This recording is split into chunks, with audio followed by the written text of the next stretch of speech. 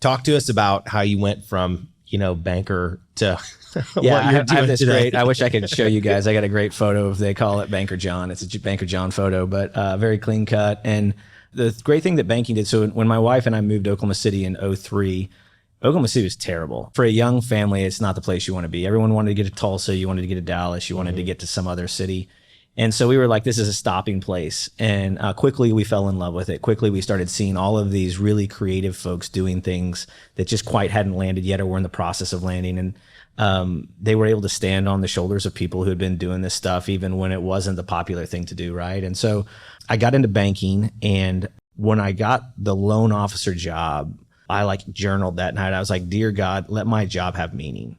And I ended up reading this lady. She was a Southern mystery writer. And she said, our life is, we're most human when we create order out of chaos.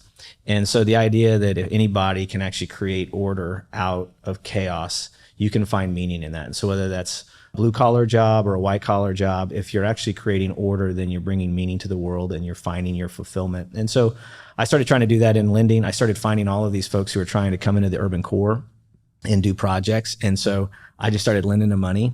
And we had, the kind of the bubble in 7 and 8, the housing crisis that happened.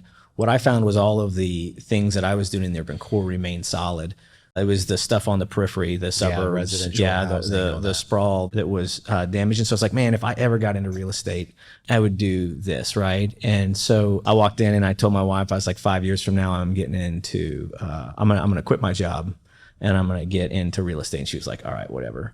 Does she know you as a dreamer, or does she? I think she was just like, yeah, we'll see if this happens, And she's like, yeah, okay. Yeah. 5 weeks later, my boss walks in and tells my assistant in front of me that if she wants to keep her job, she needs to have sex with him. Oh, geez. And I'm sitting in there, and I'm sitting in the room adjacent. So you hear this? Yeah, I hear it. And so we go through the whole, one is it's not necessarily my story to tell because it's her story. In some ways, though, I was impacted, though to a much lesser degree. So I don't want to elevate my, any trauma that I had. But essentially what happened was I told the CEO gave my assistant like four months to find a new job, didn't fire the president, and gave him like a year with full benefits to figure out what he wanted to do and still remain with the bank. Oh, wow. And so for me, that was like the first time that I had kind of been put in a situation where I was like, I guess I got to quit.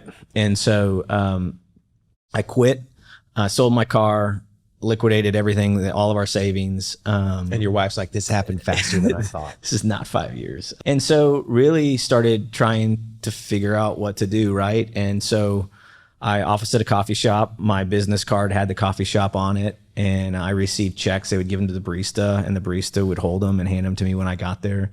And so over the next 2 years, I started basically figuring out how to use the skills that I had to work and get my way into the real estate world. And it was in 2014 that one of my buddies, he got it was an old movie theater, which was then an old porn theater, and was vacant.